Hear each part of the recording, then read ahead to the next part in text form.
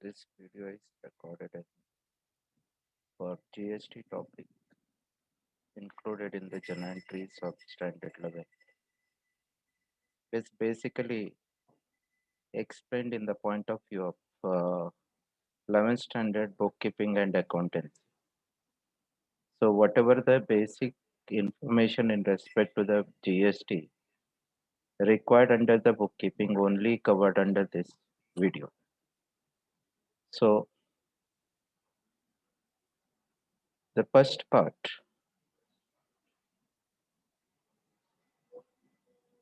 all, we need to know what is G tax.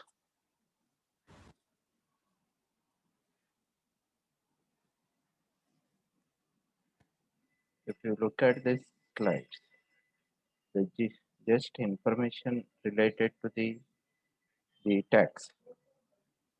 The question arises, what is tax? So there is nothing but it is the money that people have to pay to the government in which it is used to provide the public services. We all know that government has to provide many services to the public. For that, government need to have the revenues, that is the resources to provide the such public services, maybe defense, maybe police services, maybe sanitization facilities, maybe education. There are the many services. So where they will generate the revenues? The one of the major sources of the revenue generation to the government is taxes. There are the two types of taxes. One is taxes, there is a direct tax, and other one is indirect tax. See, what do you mean by direct tax? Direct tax is nothing but it is imposed directly on the taxpayer and paid directly to the government by the person on whom it imposed. Means whoever is liable to pay the tax, he has to pay that. That means the income tax, it is the tax on income, which will be paid by the person who is supposed to give the tax to the government.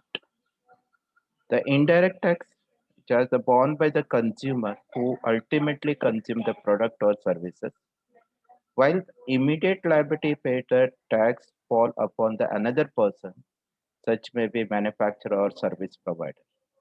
That indirect, it means that the one who is the payer of the tax, they are not directly paying the tax to the government. It is paid through the some mediator we called as a manufacturer or service provider. So we know that before this GST, there are the many taxes of indirect taxes existence in Indian economy. There is, first of all, we have sale tax, which is basically related to the particular state. That means the particular state will have the tax on that, and that take tax will be collected by the government. That is we called as a value added tax. Every state used to have their own VAT, that is MEMVAT, KVAT. Every state has it. And the same time, it is the interstate trade. There used to be like CST, that is central sales tax. And for the manufacturer, they used to charge the duty, excise duty, and for service provider, there is a service tax. There is no single tax for all the manufacturer and service provider. So the GST is the one of the tax which is implemented on the goods as well as the services. With effect from 1st July 2017, all these have been merged into GST. Now you have only other taxes available is that is the custom duty that is in the post GST era. So When it is started, we can have an idea over here is that it is idea muted by Kelkar Task Force in 2004. And in 2007, Finance Minister Sri Chidambaram introduced in the budget for introduction from the 1st April 2010. Unfortunately, it is not able to implement it. So gained moment again after NDA government came into power in 2014, finally introduced in 1st July 2017. If you look at the history of the other countries, the France is the one of the country which is first country implemented the GST in 1954. As on today, we have see that 160 countries have adopted the GST. This is the just statistical and factual information to the teachers one who is teaching this GST. So we all know now GST is levied or charged by the seller of the goods and services or both at the prescribed rate. There are the rates are prescribed even 5%, 18%, 28%. The sale value, that is net value, that is after discount, that is trade discount and cash discount. Again, we will discuss on this in the further. So the everybody's main question is that the GST is to be charged the before the cash discount or after the cash discount. For this, we have the clarification by the ICAI, that is Institute of Chartered Accountancy of India. The valuation, under the valuation, GST valuation, we can have the clip on that. We can see the what the rule says. That's fifth, that is section 15 of the rules, what it is talks about that. So for that, we have the just module of this. You can see that here in the module, it is section 15. This is section 15 of the GST valuation. Under that, the subsection 3, which is covering about the discount part. That is why I'm directly going to that part. So under subsection, it is says that value of the supply shall not include any discount, any discount. It may be a trade or it may be a cash, which is given. It may be before or at the time of supply if such discount has been duly recorded in the invoice issued in respect of such supply, and after the supply has been effected, such a discount is established in terms of an agreement entered into at or before the time of such supply and specifically linked relevant invoices, means that is concerned with the particular date of purchase or sales. Input tax credit, that is whatever the input tax on purchase, whatever paid by the buyer. In this case is GST, they will call it as a receiver of the supply or recipient of the supply, we say that. Input credit has been attributed to the discount on the basis of the document issued by the supplier has been reversed by the recipient of supply. It means they have to cancel that much of the input tax paid on the purchase. It is a clearly mentioned in section 15, the subsection 3 of the GST. So this is the relevant document which is issued by the ICAI under the modules of the CA final studies.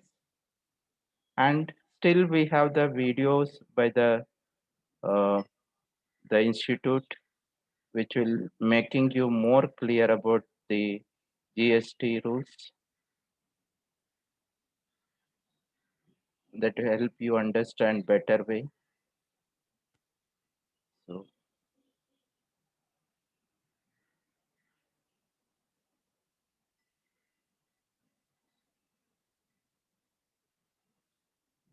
uh,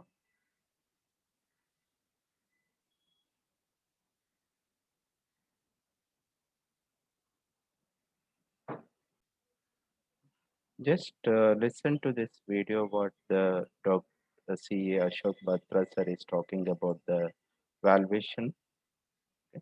So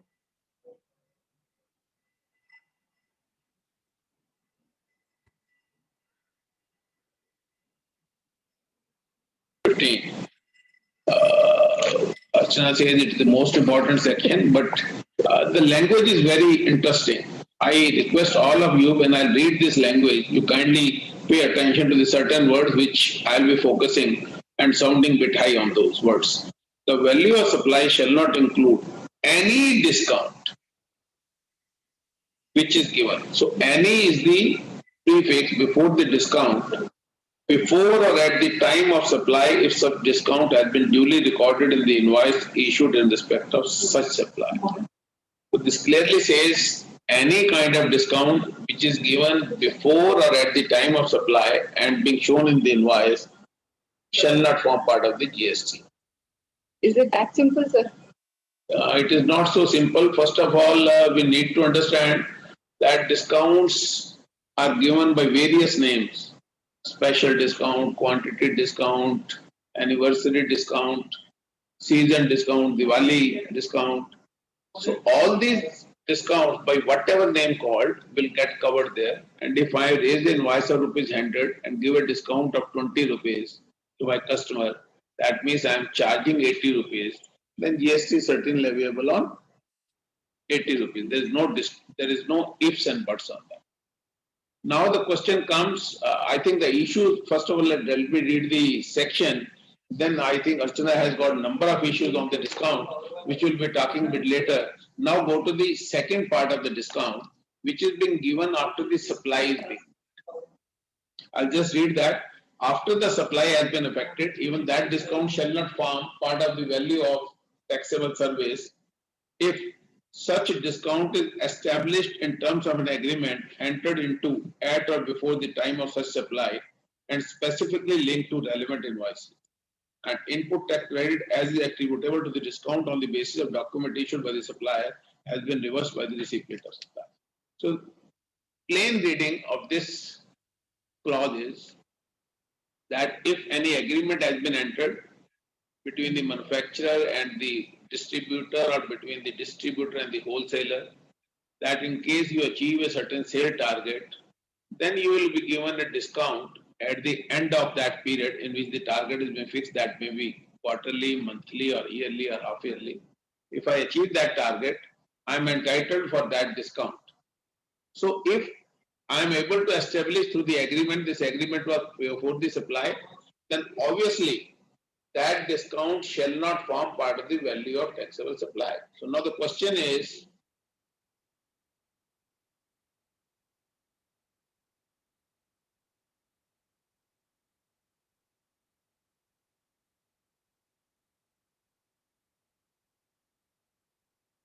so this as per the information under the video. So discount will not be a part of the any valuation of the goods which is sold or purchased. So it is clear that trade discount and cash discount should be deducted before charging the GST. So next part.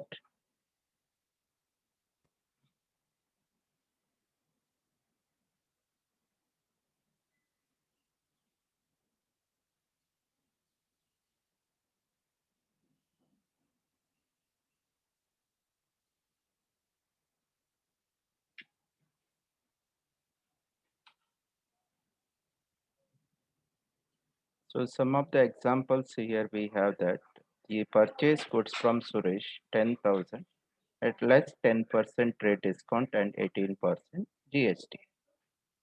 So in these cases, the least price is 10,000 and trade discount is 1,000 minus 9,000. On that, we will charge 9% because 18% out of that 9% is CGST and 9% is SGST.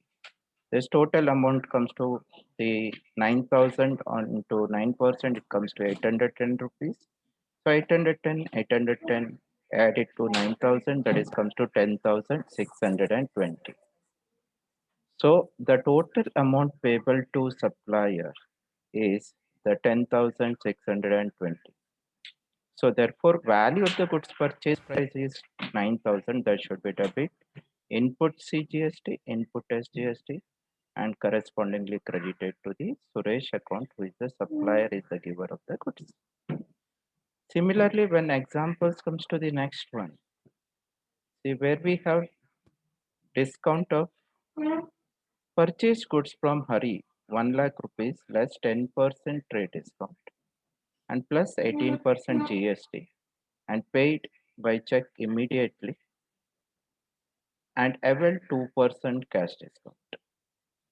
So if you see here, the lease price is 1 lakh and trade discount is 10%. So 10% will be deducted, that comes to 10,000. So the next price after this trade discount is deducted, that is the amount available is 90,000. On that, if you charge 2% CD, because CD is the cash discount is given at the time of purchase of goods, so that should be deducted from that amount. So amount is 88,200. As per the section 15 says that whatever the discount is given at the time of sale or purchase should be deducted from the lease price. So that is 88,200. On that we will charging 99% and 9% on that. So total amount payable is, that is 1,04,076. So therefore we have that the purchase goods value is 90,000, and we know that always cash discount will be recorded. Here discount is received, the discount account will be credited, and input CGST, input SGST will be debited. Thus much is GST paid to the seller. So remaining this 1,04,000, 7,000 will be paid by check. Therefore, we will credit to the bank account. That is why we have that purchase account debit, input GST, CGST account debit, input SGST account debit to bank account to discount received account. So we will go to the next example where we have that the part payment is paid with the cash discount. See here in these cases, goods purchased from Tanish 1 lakh, I taken the same amount because to easier to compare you after this example. 1 lakh less 10% TD and 18% GST, and half the amount is paid by check immediately and avail 2% cash discount. So lease price same, 1 lakh, trade discount 10,000, 90,000 is available. But half payment is paid, that is why will be half of this 90,000, that is 45,000. On that we will charge the cash discount, that is 900 rupees. 45,000 into 2%, 900. That will be the 89,100. On that amount we will charge the GST 9%. So 8019, 8019. So total amount is 1,05,138. So we have to find out that what is the half of the amount is paid. So for that we will say that, so half of the amount paid, the amount paid to Tanish calculated as like total amount here comes to the 1,05,138 plus 900 we have cash discount, add it to divided by 2, that comes to 53,019 is the half of the payment. On that 900 I will minus cash discount. So net amount payable by cash. So here half the check is paid. That is why we say take it as a bank. So the 52,119 is paid by check.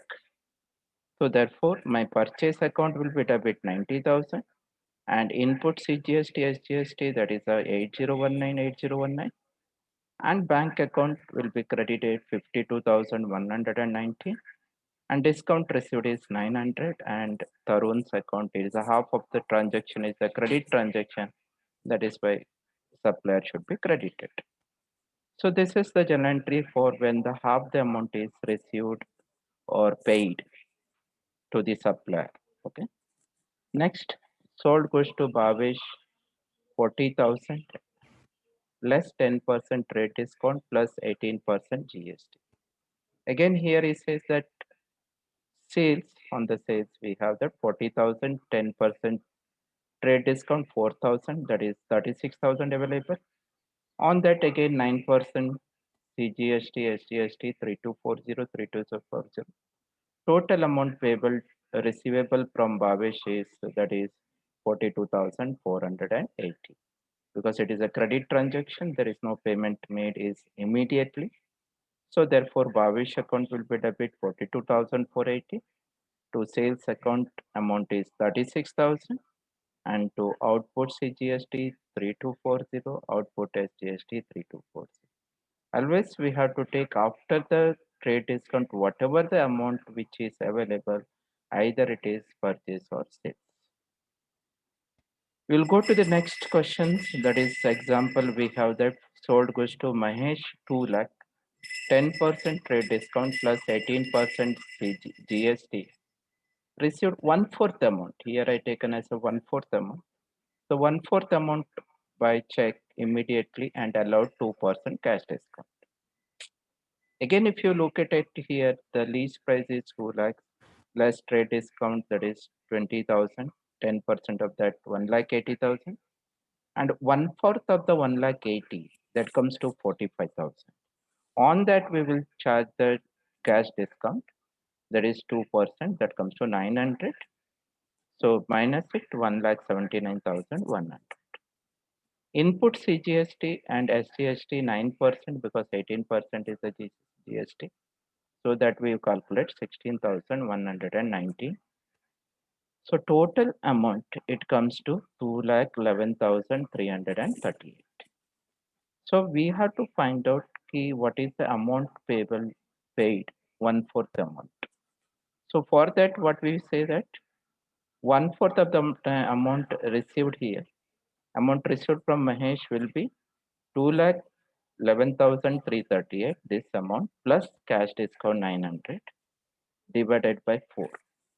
That is will be 53,059.5. It comes fraction. So we are taken here 53,060 minus 900, that is comes to 52,160 is the amount received by check. Therefore, bank account should be debited and discount account will be debited because it is a discount allowed, and Mahesh account will be debit 3/4 of the sale price, that is comes to that. If you multiply this amount into 3, it will be the fraction 1 or 2 rupees difference will come because I rounded up here is 0.5 paise. So that is otherwise it is exactly 3 times of this amount what we are getting. So sales account that is 1 lakh 80 and output CGST, output SGST. So this is how we have to pass the journal entry when it is the part payment received from the buyer. So next, some of the questions you will find it on the textbook. Usual question arises in the minds of the teachers. So question number 7. So here, October 28 purchase goods from Abhijit and Sons 1,50,000, 18% GST. It is a simple calculation, 1,50,000, 9%, 9% GST added, and 1,77,000. We all know the purchase account will be debit, input CGST account debit, input SGST account debit to Suresh account 1,77,000. But question arises when the October 30th paid Abhijit and Sons by check and received 10% is the cash discount. So cash discount is always calculated on the purchase price, that is 1,50,000. 1,50,000, 10%, that comes to 15,000 we call it as. On 15,000 we will find out the proportionate GST how much is comes because we have to reverse it. Because why we have to reverse is because there is always said that the section 15 what we known as the GST paid is claimed as an input GST is reversed in the following cases. In these cases we have to reverse it. One is purchase return, other one is cash discount, drawing by the proprietor, goods lost and destroyed, stolen, or not sellable, yeah, distributed as pre-sample or given as a donation, and any cases. But our state board is not covering about all these factors. Only here one part they are included is the cash discount. Even they are not given any transaction, there is a purchase return in respect to the wherever is the GST is paid. So in these cases, I have to reverse these entries. So as far as 1,50,000, 15,000, on that we will be charging 9%. That is 1350, 1350. I have to credit input CGST, credit input SGST, because I am that much credit I am cancelling. Means whenever I am paying GST to the government, so that much amount will be reduced from the what GST paid on the purchase. Then remaining difference between the GST on sales, GST on purchase, I have to find out remaining amount has to pay to the government. This is usual calculations, and amount paid to the Abhijit and Sons is 59,300. So therefore, our journal entry will be this on 30th of October. The similarly same next questions we have question number 9, where April 9 purchase goods for cash 2 lakh 28% GST and amount paid by NEFT. So their least price 2 lakh 14%, 2 lakh 56,000. The purchase account debit, input CGST, input SGST bank, because it is already paid by NEFT. So sold half of the goods purchased on 9th April at 20% profit and 28% GST. So definitely whenever the purchasing on 28% and sales is also is as a 28, because it assumes that a trader will not do any manufacturing and all. So same category of the goods sold to the receiver of the supply, that is recipient of the supply, we call as buyer. So 1 lakh, half of that is purchase price is 2 lakh, half of that is 1 lakh plus 20% profit on 1 lakh, that is 20,000. So sale price by the seller is 1,20,000. On that charge the GST 14%. So 14% is 16,800, 16,800. Total amount is 53,600 received by cash. So therefore we will write cash account debit to sales account to output CGST, output SGST. So this is what we have as per the law, your sections of GST. So some of the questions we may have the different solution in the different textual textbooks or the another material whichever is available. So as far as concerned 11th standard, it is the internal exams, and we know that what is the correct information to be taught to the student, and accordingly the assessment can be done. So therefore, to it is the right process of doing the GST calculation and passing the journal entry. This is only for the information for the teachers to use. That is nothing for the publicity or may not be used taken as it is the statutory video by the departments or the board.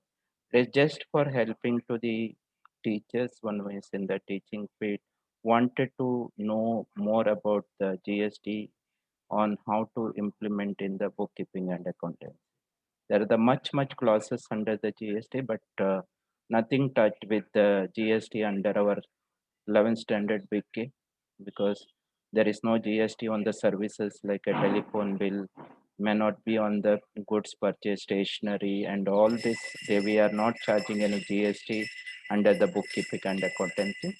Just to have the basic idea to the students that the sale and purchase of goods, there is the inclusion of GST, how to record in the books of accounts, that is included in the bookkeeping and accountancy.